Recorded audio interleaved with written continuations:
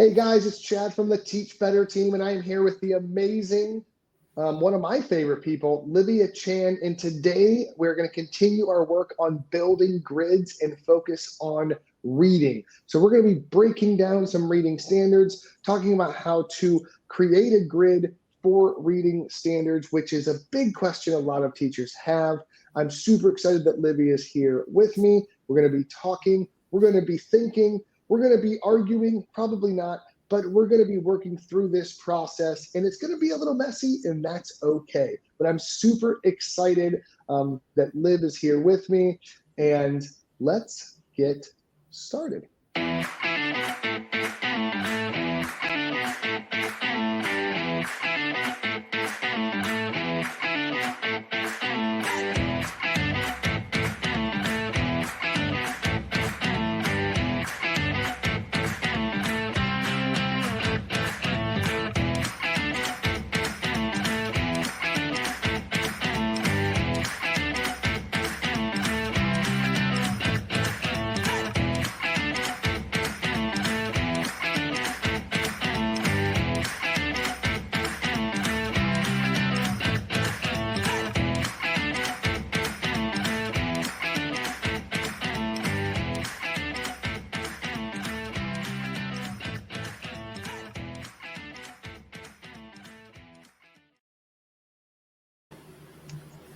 Liv, good morning. How are you doing today?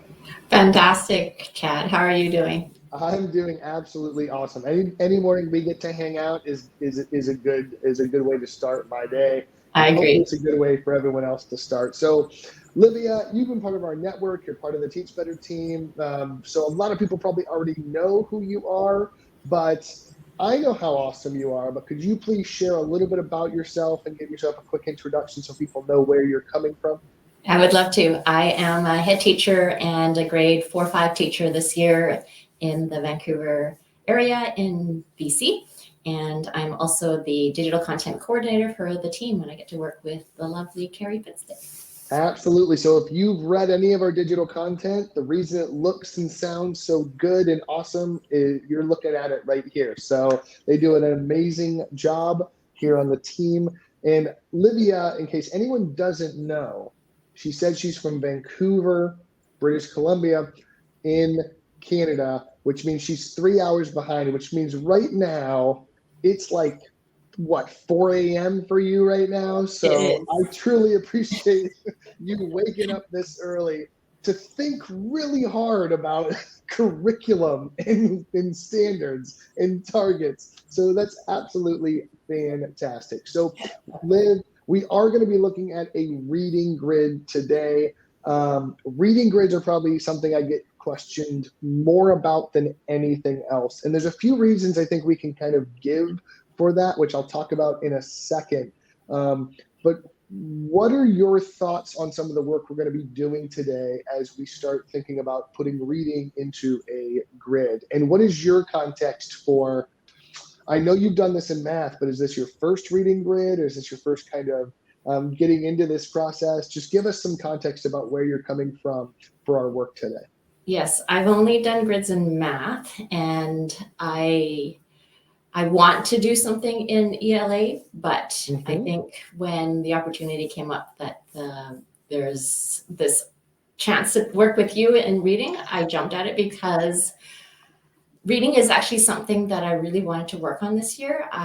This is just my second year teaching intermediate grades, and so Mm-hmm. I'm still, I feel comfortable teaching grade 2, 3, but 4, 5, I'm still kind of learning about, and Right. so this is absolutely perfect. I spent some time thinking about it last night, and I desperately need your help. And that's okay. That's literally why we're here. And a lot of people are in your same situation. Even Sandra, who I talked to yesterday with regards to the science grid, she had done it in another subject area, and she was like, I need to try it in science. And every single content area is going to feel a little bit different. And that's okay. But the core framework and the core process, I promise, can work for any topic.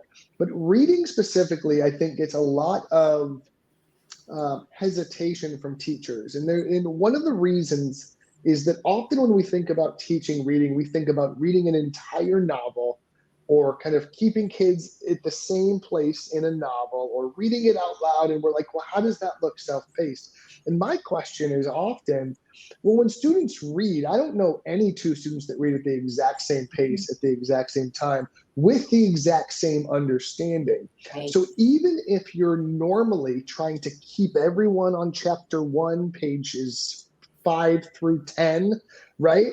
Like you still have this varying degree of separation and understanding and pace and comprehension and all of these components of understanding text and reading and components of text. So it's one of those things for me where I think the idea of self-paced reading is already happening in classrooms, whether we want it to or not. So the grid can really help structure and focus some of that work and make it much easier. So there's a couple tips. There's actually a brand new blog out from our content department that I'm going to link here in the comments real quick. We got a bunch of people joining in, but we have a brand new blog out and just going to give some general mastery tips. But one of the big things I think that makes ELA challenging, and you can tell me if you agree or disagree, Livia, is the fact that you can basically teach everything all the time when you're reading. Would you agree with that? Yeah, and similar with writing, right? Both of them. Mm-hmm. I totally agree. Yeah, so anytime you read, you can basically cover almost any of the standards that you could potentially look at. And this is a blessing and a curse at the same time, I think. It's wonderful that we have the amount of creativity. It's wonderful that we have the amount of breadth of options to teach the curriculum, but it can be mentally overwhelming. And I often say, if we teach all the standards every time we read, we're not measuring anything, right? We're not really teaching anything because our net is so broad that we're just kind of talking about a lot of things, but not really honing in. So one of the things I'm excited to work with you on this morning, Livia, is really honing in on a focus of what we're measuring and what we're trying to get at with the reading that our students and learners are doing through the grid, right? The other big thing, I'm going to put this out there, is we have to teach standards instead of stories. One of the most common things I see ELA teachers do when they're getting started for a reading grid is they go, ooh, this is my Grapes of Wrath grid. Ooh, this is my Of Mice and Men grid, or this is like, name your famous book, novel, Anne Frank, whatever it is, right? They go, this is my insert novel title here grid. And I understand why, like logistically this happens. I get it, because you're thinking about the unit I do on Mice and Men is in this grid. Therefore, it is my Mice and Men unit. However, the one question I want to ask every ELA teacher when they tell this to me is, show me in the standards where it says Of Mice and Men, because I don't see it. I don't see, the Dive Anne Frank in the standards for British Columbia or Ohio or California or anything else, right? What I do see is skills that they need to be able to articulate. So if you're choosing a novel that you want to do, and I don't think that's where we're going to go today, but I want to just kind of highlight this real quick. If you're choosing a novel to use for a whole grid, make sure you know what that novel is representative of in terms of the focus. So if you have a book that has a lot of symbolism or literary elements, that's going to be your focus, right? You're not going to focus on everything just because you can. Doesn't mean you ignore it all, but you're measuring, focusing, and driving the instruction on measuring those components of understanding of text. Livia, I'm sorry, I get super excited about some of these things. So could you please, I want to get to work here because we're already like 11 minutes in and I don't even, we haven't even started making the grid yet. So could you give us a little bit of an introduction to where you're currently at in the process before I pull up the grid and we get to work, so to speak? Sure. So I took a look at our curriculum, and because we have a newer We have a newer curriculum that's about 6 years old. We had our conversation this morning before we hopped on live was that it's very broad. And I never really looked at what standards look like in the States, but it's broad by design so that we have that flexibility to teach the bigger ideas and the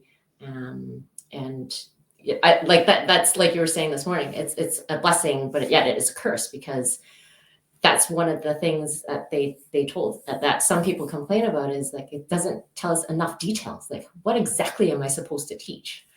And so anyhow, I started the grid and just started thinking about DOK level 1, 2.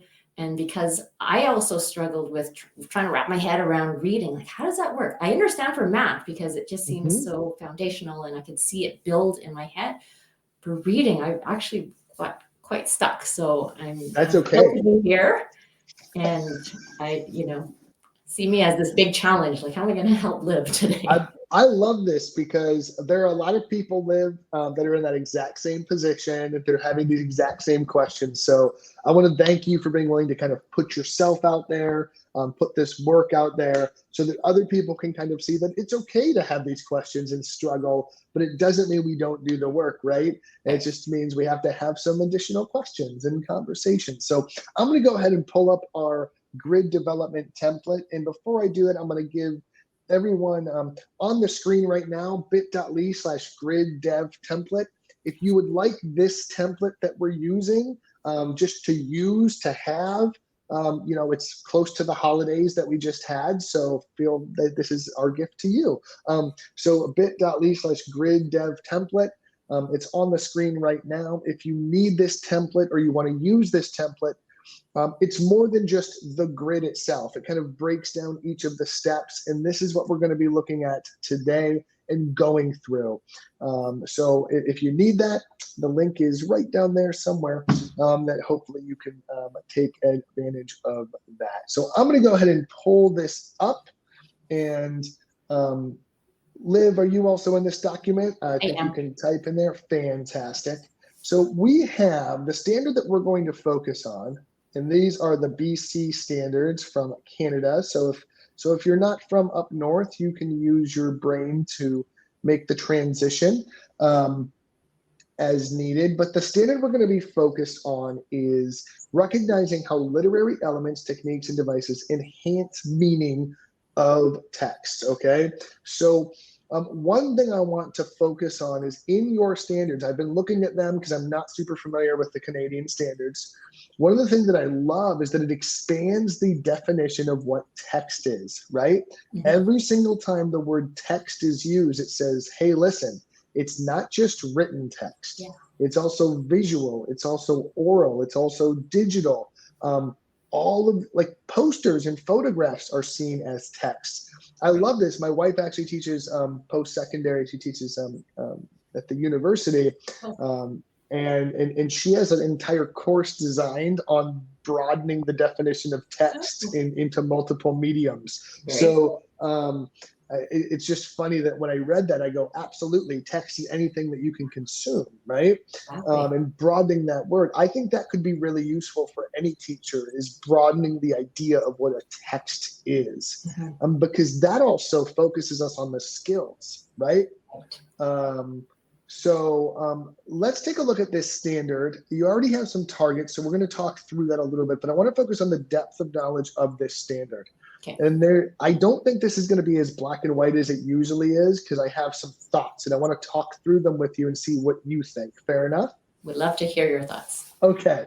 So recognize how literary elements, techniques, and devices enhance meaning of text. And we might want to put up text there. You can add that if you want. I don't think it actually says in texts in the standard.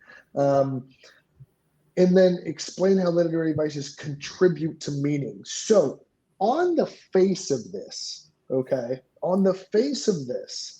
I'm kind of landing at like DOK2 because they're making connections of basic causality, how something affects something else.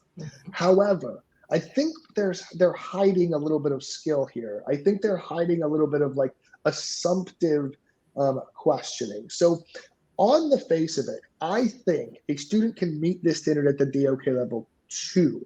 However, I think we need to measure it at a DOK level 3 because they need to be explained how and why with evidence, right? Right. It's contributing to meaning.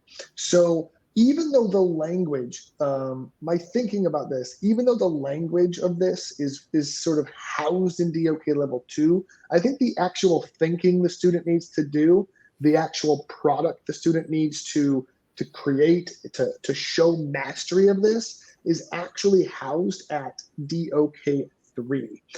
Because to me, and let me know what your thoughts are on this, there's no way they can do this without explaining why, how, with evidence. Does that make sense? It does. And I think there's part of our curriculum too about the diving into just like what you're saying. So it's perfect. So with the additional supplemental information that I now have, I think putting this at 3 makes sense. And I would just maybe add to, as a note, that they must support with evidence, and that would kind of solidify it as a 3, because really that's the difference between 2 and 3. 2 is saying this is what happens when you do this, or this is what literary elements, this is how literary elements enhance meaning in a general sense. And then when we're talking about specific texts and going, this is how, this is exactly how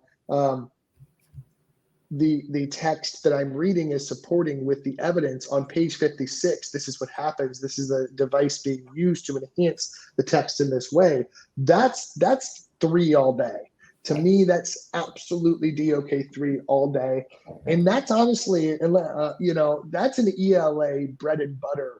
DOK level 3, providing textual evidence, all day, that's going to be happening. So to me, we're at kind of a 3. So let's take a look at your targets, because the first step is, this is a nice standard, but it's really broad. So I want some smaller steps so we can measure progression through this standard.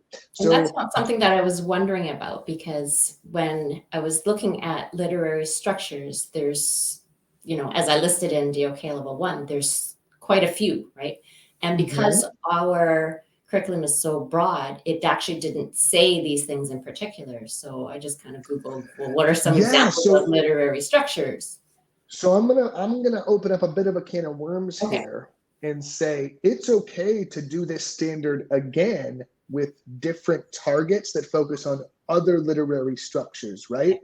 Because for this grid, you might be focused on character setting, plot, and theme, like the components of story, so to speak. However, you may do another grid that's focused on symbolism or using metaphors, or does that make sense? Literary devices, right?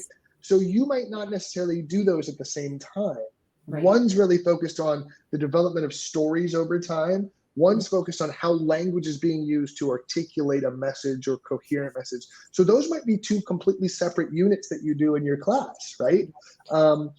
But knowing what we're measuring becomes really, really important, especially for that reason. And this is where the targets, in my opinion, become really, really important, because now this is when we can define the component of the standard we're really looking at. Does that make sense? It does. So would you recommend that this only look at character, or the components of character setting, plot, theme? And I think what you have here makes sense to me, because these are the components of a story, right? Can you identify and define what the characters are? Can you identify what the setting is? Can you identify what a plot is, and what that is in a story? The theme, all of those. You may be getting into the weeds in terms of narrative point of view, but I think that but I don't necessarily think it's out of place. I think a student understanding all of these allows them to read with more clarity. And I think that's the point of what the standard's asking for. So I can define and identify literary structures like character. I love that you named them, right?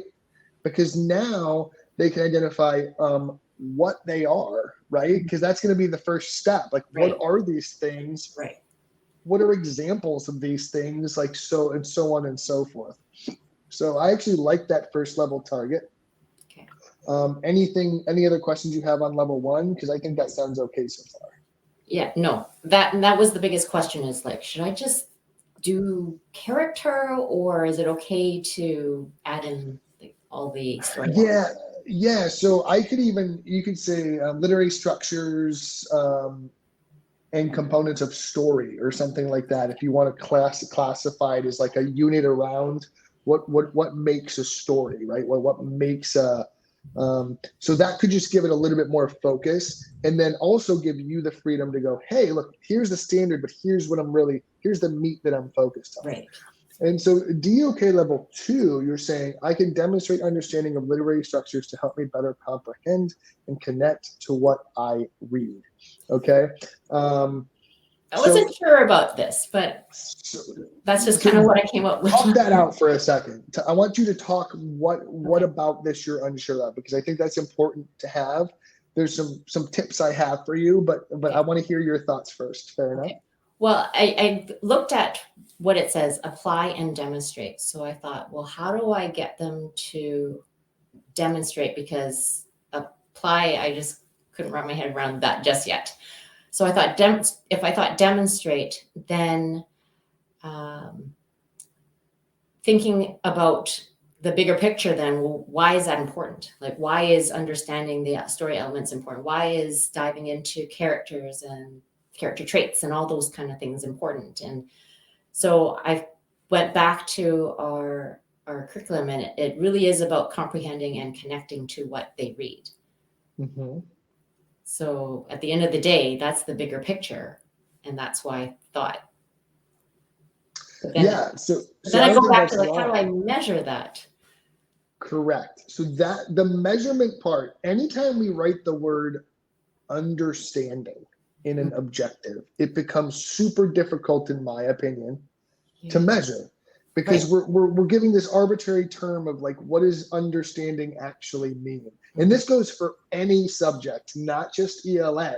But when we say students will be able to understand anything, without defining what understanding it means or at what level, it becomes very difficult. However, if I just tweak this a little bit, and we can say students can apply and explain how structures demonstrate meaning or connect to the reading. Now I'm actually saying I've already defined what the structures are, right? But now they're having to explain how the structures support and connect to the text that they're reading. Does that make sense? Yes. But do you see how that would be an easier to measure statement than, well, you understand how this works? Most definitely. It makes a big difference. Did I capture that right? I think so. How did you change it? So the only thing I'm wrestling with now, and I love getting in the weeds like this, so we're gonna spend the whole 40 minutes I'm just joking. So explain and demonstrate how literary structures support and connect to.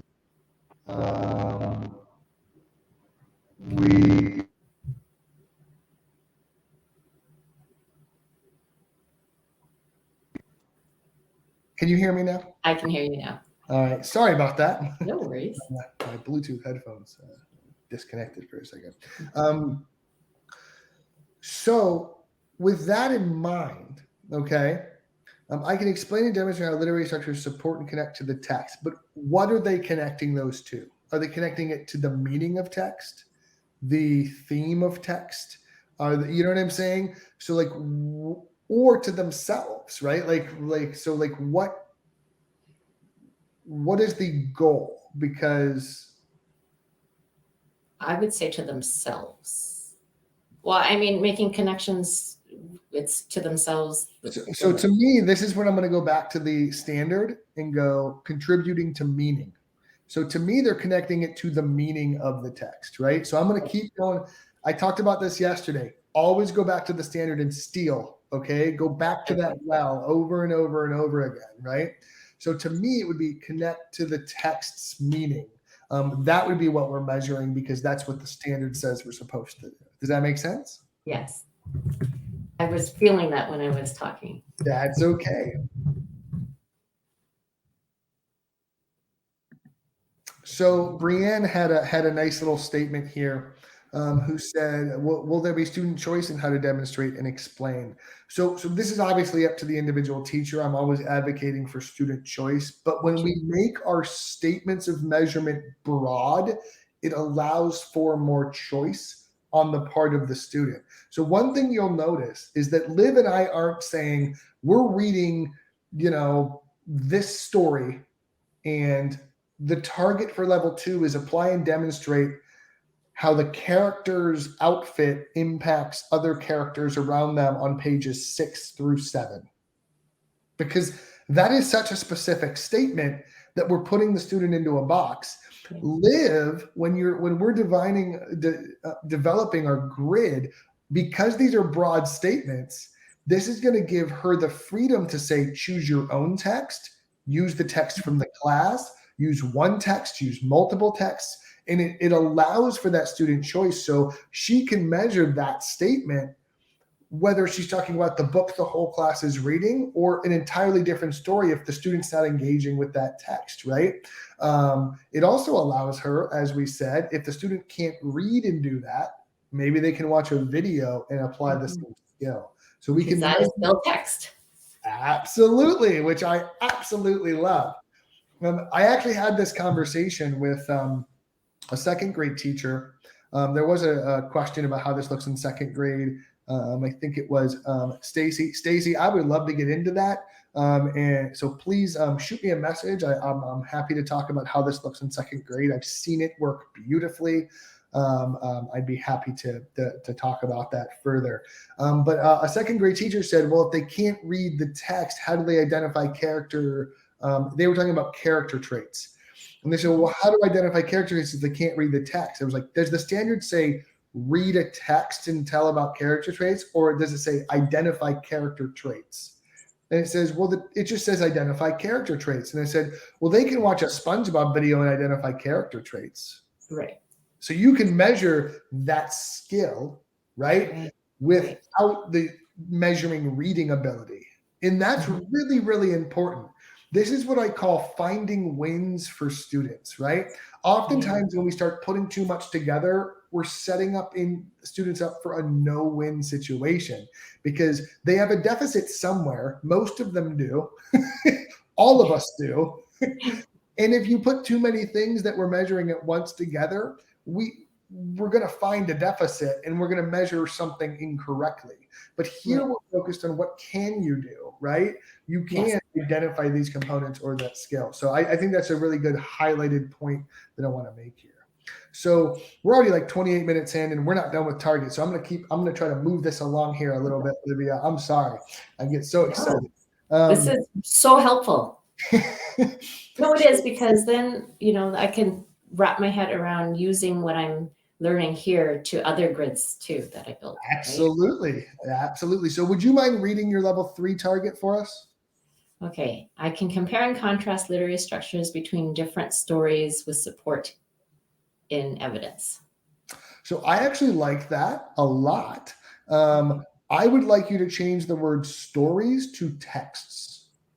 I love that change. Just once again, I'm going to keep stealing from the standard. Always, always, always. If you haven't learned anything yesterday and today, it's steal language when you can. Yeah, I love that because I watched you yesterday with Sandra, and I think that's what's going to stick with me when I build more grids is that phrase. And that's a good litmus test no matter what subject you're working with your grid, right? Going back as you're doing the work and going, am I still kind of focused on this? Am I still measuring what I want to and what I'm supposed to with the work that I'm doing? So now I'm assuming DOK level 4. I'm assuming DOK level 4 is kind of where you got stuck or kind of where you stopped in the process. Is that fair? Yeah, because then I thought, what next? So let's think about this, okay? we've met the standard at this point. If anything, we've gone a bit beyond the standard. So because of that, we can have a little bit, we can play in the sandbox, so to speak, here. Right. So to me, I would have students creating or imagining or developing their own stories with literary devices. Does that make sense?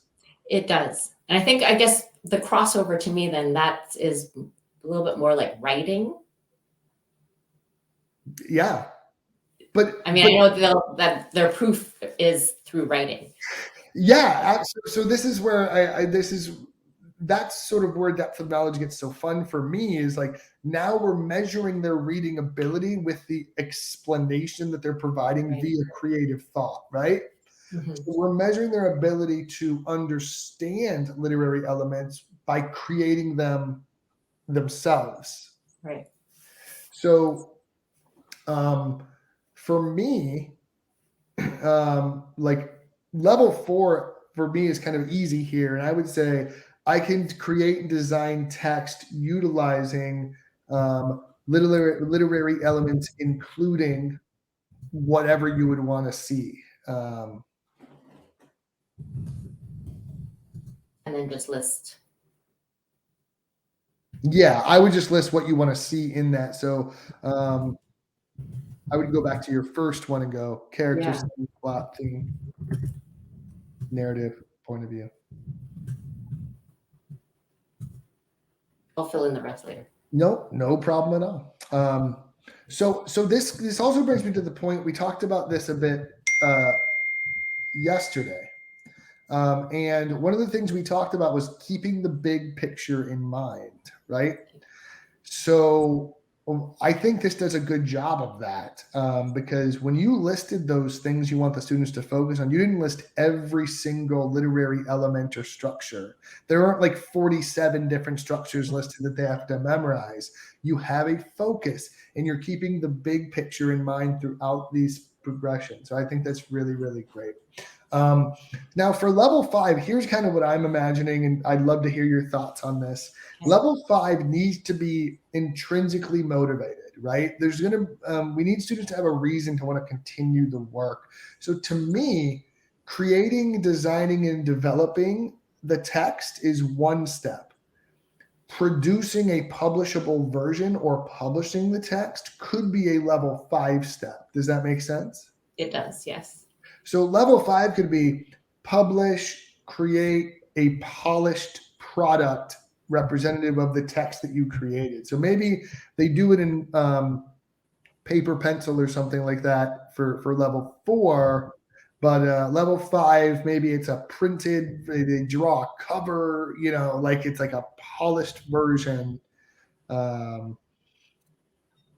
Or it's about sort of sharing or producing it for an audience. Do you know what I mean? So so it doesn't actually have to be, because in our curriculum, drama is one of those things too, right? Yeah, well, and remember, we've broadened the idea of what text is. So they could be creating a poster at level 4 too, as long as it has the elements of story. They could create a comic strip that has all the elements of story or as well. And this is really important too.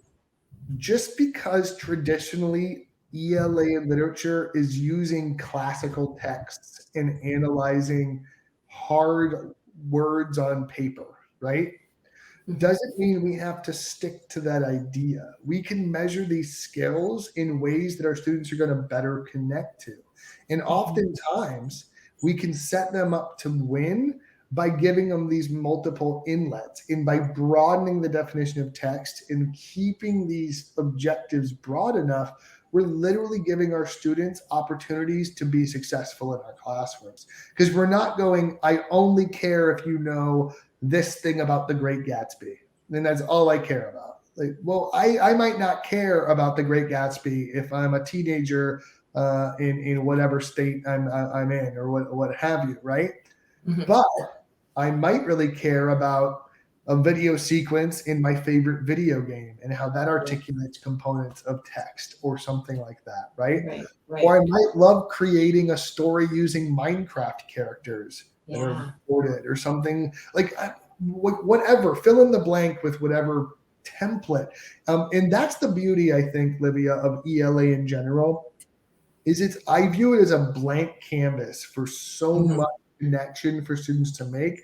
And I think by like pigeonholing students into a single text or a single version of what symbolism is or a literary Right. component is, like we're literally going, well, if you don't like this, then you don't understand symbolism. Well, that's not necessarily true. There's symbolism all over the world, or plots all over the world, or character Right. traits all over their lives, right?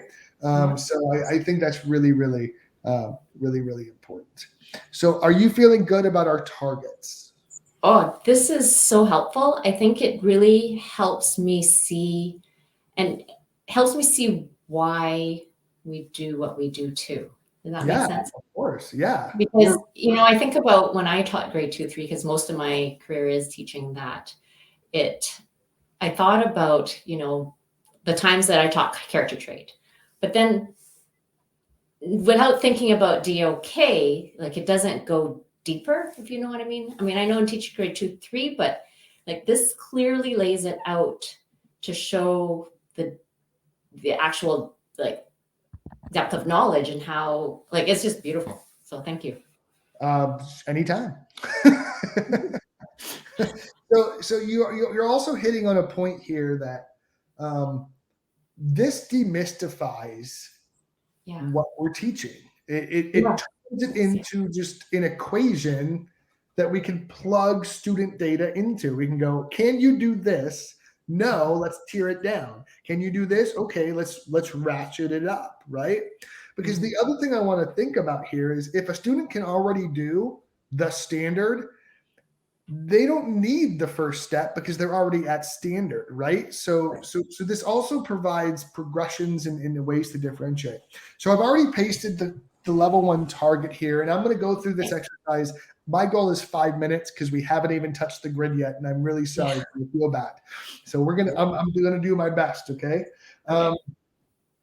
So here's the first target. So when I'm thinking about mastery questions, okay, I can define and identify literary structures and elements like character, setting, plot, and theme. So some of the essential mastery questions, I think the first one is, what are literary structures, right? Right. Like that's going to be something they need to be able to do to prove that they can do this task.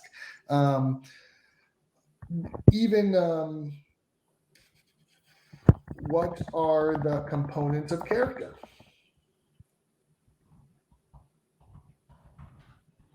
Does that make sense to you? You like traits, you mean, or? Yeah, or like, well, I'll cater to your expertise. I was just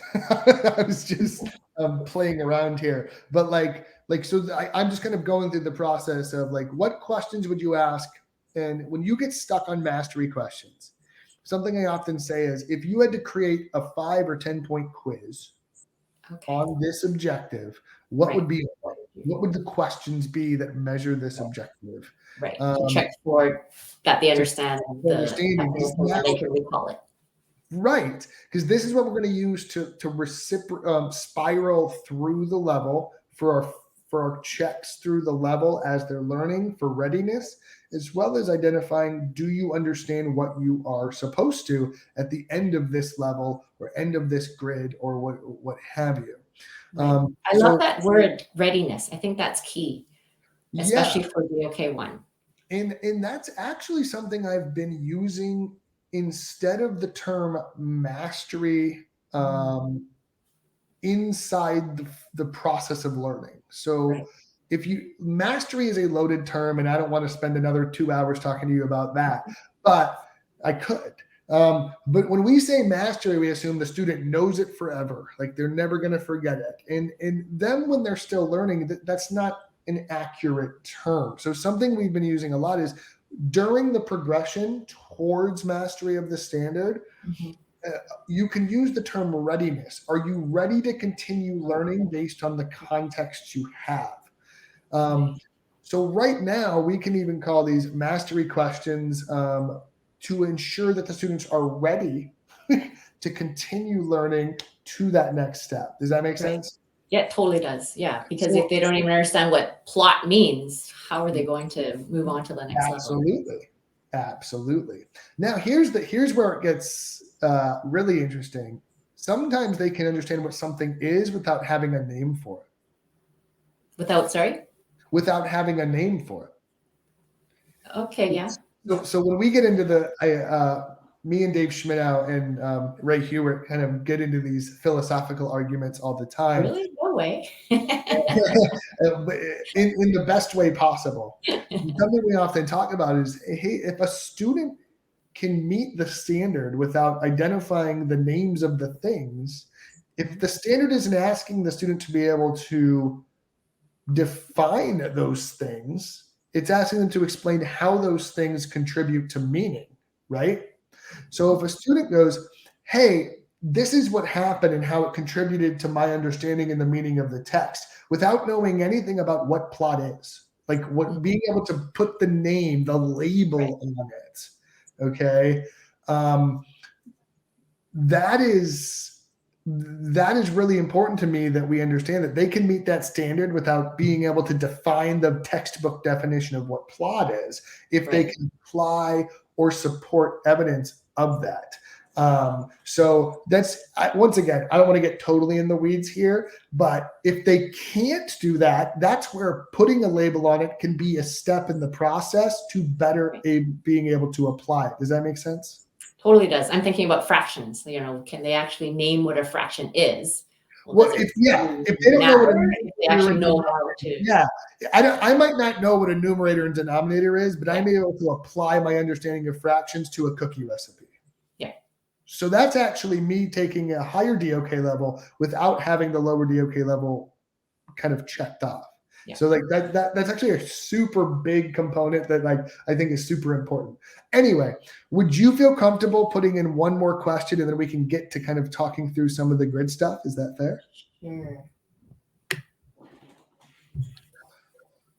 This has been a fantastic conversation, by the way. So deep and rich. I love this. I don't know how your brain's processing it at 4 a.m. because I had a little bit of sleep.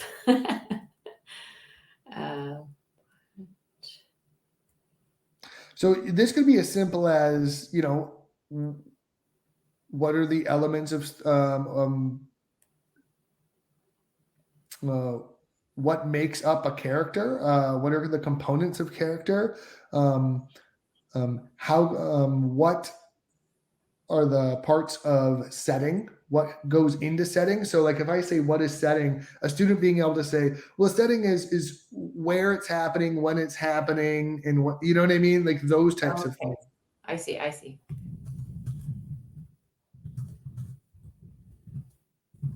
Perfect. Like so I would keep going through that. And if you ever get stuck on your mastery questions, right? Mm-hmm. Think about the idea that if I had to make a quiz to measure just this objective, what would be on it? Okay. And if it shouldn't be on that quiz, it shouldn't be one of your mastery questions. I'm going to put that note here.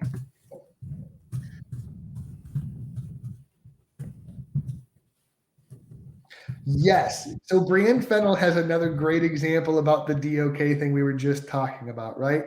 They know about breaking a pizza into pieces to share with their friends. They can apply, right?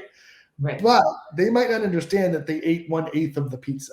They might not be able to put the label of 1/8 on the pizza. Like that's your fraction example. I'm going to steal that fraction example for like all of our workshops from now on. I think that's a really great. Thank you for that, because that's a really great way to think through it in a really cohesive way. So that's awesome. See, we're helping each other. It's all about, I have to take what I know and what I understand, right? And then absolutely. So let's get into the work now, okay? So would you be okay just kind of pasting in the rest of the targets here? I think that would be super helpful. We don't have to worry about formatting. It can be nice and messy, and that's okay with me. It doesn't have to be perfect. So this is where this is something I did with Sandra yesterday. Mhm. And oftentimes, and I'll just talk as you're kind of pasting in the Okay. targets, if that's okay. This is oftentimes where teachers get stuck. They go, oh my gosh, I've done all this work and I'm staring at this blank grid and there's so many boxes to put stuff in and I'm super duper overwhelmed. And there's this duality that teachers have where they need to be efficient, but everything needs to be perfect at the exact same time. And what I'd like to suggest we fight the urge to do is make everything perfect right now. So, one really great, easy way to start this process, let me make that a little bit more visible. So, let's just look at level 1. Thanks for making it look better. I appreciate that. So, if we just look at level 1, one thing that a lot of teachers might do is go, okay, I need to have every link and the exact page numbers and the exact novel that we're doing. Everything about this needs to be completely ready and done. Well, I want you to fight that urge because then you're going to get stuck in what I call developmental quicksand, right? Because you don't have part A, you can't do part B. Because you don't have part C, you can't do part D. And then you get stuck because you don't progress. So what I would like to ask you is, if you're teaching how to define literary structures to your students, what are the different types of activities that you're going to traditionally use, or what components of your curriculum do you know you're going to use to convey these topics? So this is when I kind of call this the dumping stage of making a grid, or the skeletal stage, right? I want you to just put titles in where you think they might go. So I'm going to do a vocab activity. I'm going to do an article activity. I'm going to do the curriculum activity that does the video with it, or whatever those things are.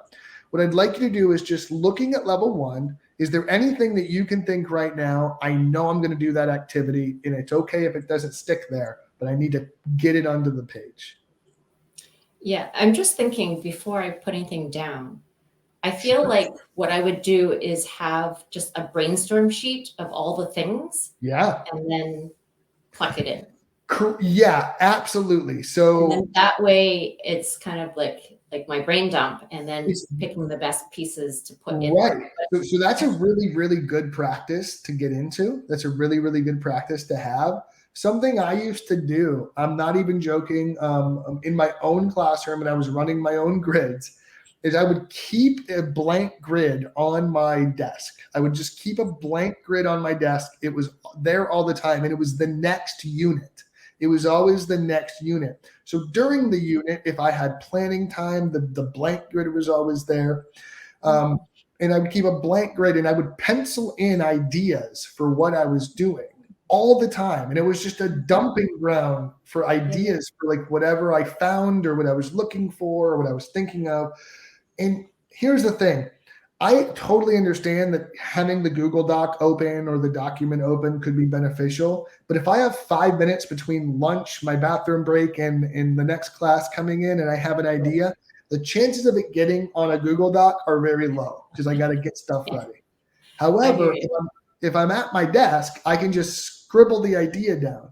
So the goal was that at the end of the unit, I could pick that up and go, wow, look, I have most of my grid mapped out and most of these ideas kind of where I want them, so that when I go to do the nitty gritty work that we're doing right now, I'm not starting from scratch and setting myself up for this horrible experience of just trying to plug through the mud and get through the level. So love that. And it's like bit by bit, right? And absolutely. what I love about it is that when you look at it, because you've done it over time, that it actually is better in a sense, because you've had time to reflect and think. And then the next time you look at it, you're reflecting, because you look at, obviously you're looking at what you already have, and then you're building on that.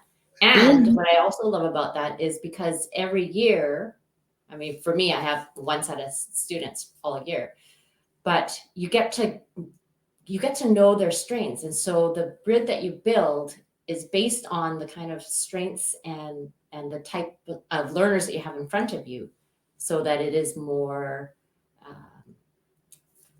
it's more reflective of their learning stats. Sure, absolutely.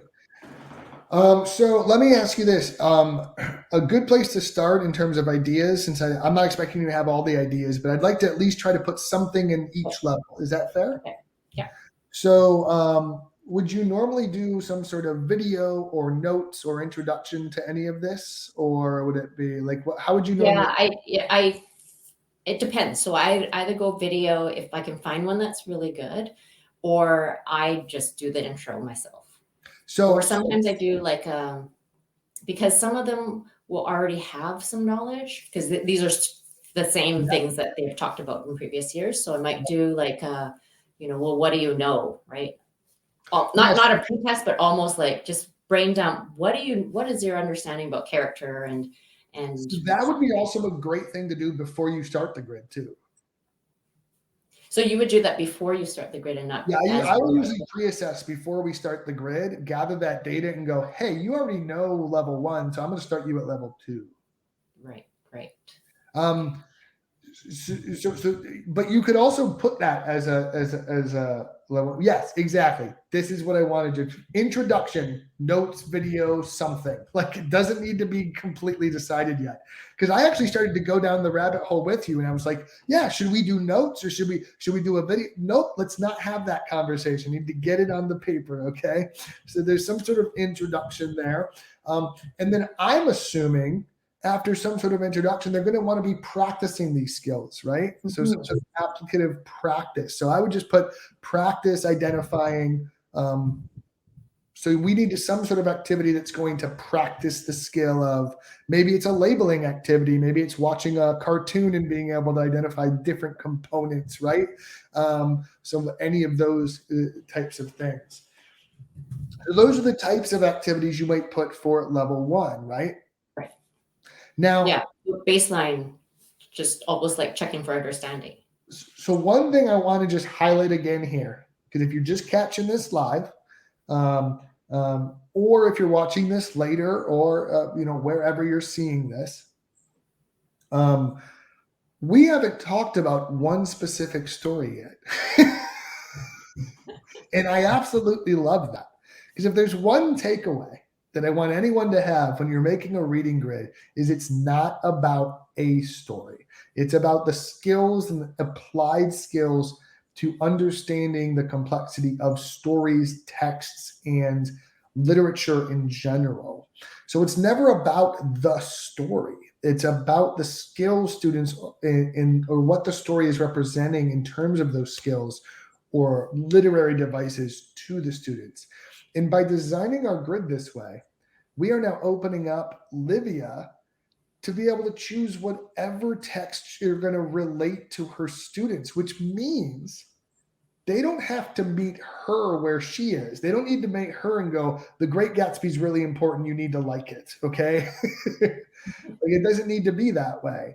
It can be, we need to understand these things, whether we're watching a SpongeBob cartoon or reading a comic strip or a graphic, a novel that we're really into, or what have you. We're going to make these connections and focus on the skills. And that's going to give you a lot of freedom to give students voice and choice, and choose more relevant texts that they're going to really enjoy. Because the number one thing I have teachers tell me with ELA is, my students don't read. And my response is often, well, what are we asking them to read? Yeah, good question. Like, should they want to read that? Like, should we just, the idea of like, you have to like this is important, right? Yeah. And I will tell you, I actually have more of appreciation as an adult for classic literature than I ever did as a student, because I didn't care about it when I was a student. Right. So it's more about building the capacity to care about it, to understand it later on. Right? We can arm them with these skills. So let's take a look at level 2, and we're going to be applying and demonstrating how literary structures support. what are you thinking for some of this for level 2? What are some ideas we can put on the page, you think? Well, I'm thinking if we chose plot, for example. Yeah, then, let's do that. Okay.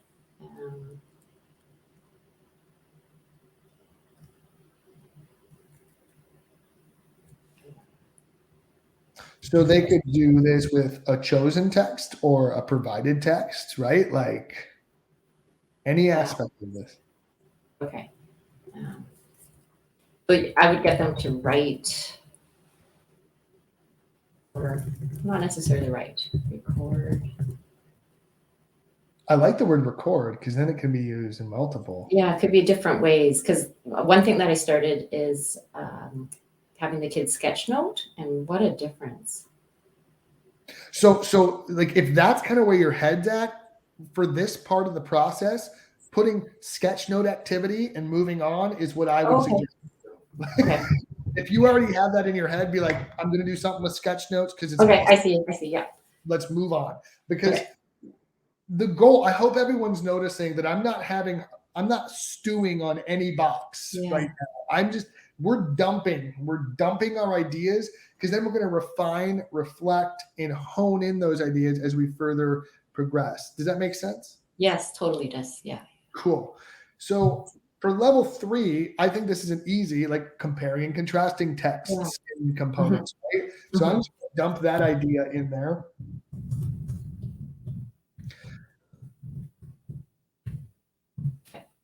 So so you'll see like this grid is not done. Let's be super clear. We still have some work to do.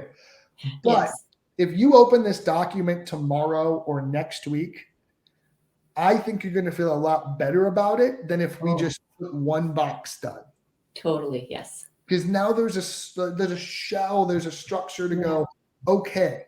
So one of the things I used to do is when I used to dump everything and go, okay, what gaps do I still have that I need to fill? Or what adjustments do I need to make to my grid formatting to meet the needs? So like, once again, I want to be clear about this. On the grid development template, which by the way, if you want that, can be found right here. So if you want this template, if you want to make your own, bit.ly/grid dev template, all lowercase. One of the things I want to be clear about is that it doesn't have to be perfect. Like the first time you put everything in there, get your ideas on the page. And then when you go back to it, refine them, make them better. And then be okay with adjusting the grid, making less boxes on level 3. So maybe you only need 2 activities on level 3 or 3 instead of 4. That's okay. Adjust the document. It is meant to be a flexible template and a flexible document. Never think that because Chad put 4 boxes on level 3 that there has to be 4 boxes on level 3. I promise you are incorrect. You can make those adjustments. So I think our level 4 is going to be pretty simple. I think it's just create your story, create your something or another. I think that's what I would dump there right now. And level 5, publish your story. I think I would just put those notes there so we have them. But how are you feeling about our overall progression so far? Since we do have to kind of close things out here in about 2 minutes. I know this time flew by, but I actually finally get it. Like I think last night I really struggled with it, and I spent quite a bit of time just wrapping my head around. Yeah. We had a late night text exchange, and I assured you, I said, it'll be okay. We're going to get through it. I knew it would. You're the grid master. But I just so appreciate this. It totally makes sense. I feel like I can fill in with the different ideas that I have, and I'm really excited about this. So thank you. Is there anything I can do to help before we sign off today? No, it actually makes a lot more sense now. I feel like I can fill it in. Yes. So thank you. Absolutely. So one thing I am going to ask, if as you continue working on this, as you complete it, if you could just share the final product with me, and I'll make sure that gets kind of put where it needs to get put, or if people ask for it, I'll be able to provide that. And I think that would be great. So in the comments right now, I would really love some love for Livia. There's some alliteration going on there. Speaking of literary elements, let's get some love and green hearts for Livia, because this And is Chad. I truly appreciate your time, Livia, and everything you do for the team, and walking through this with me. I think this was fantastic. I want to thank everybody for joining us today. Livia, I hope you have a fantastic day, and we will see you guys tomorrow, which is Wednesday, where we're going to be talking with Joe Gonzalez and working through a social studies grid. So we're going to keep on keeping on with this work. And then Thursday and Friday, you're going to get to see the amazing Ray Hewart work with Karen Evans and Marie McCumber on a math and a writing grid. So lots of great things coming up. Everyone have an amazing day and rest of your holiday break if you're on holiday break. Livia, thank you again so much. Truly a pleasure. Have a great day, everyone. Thank you. This is amazing. You are amazing. Thanks, Chad.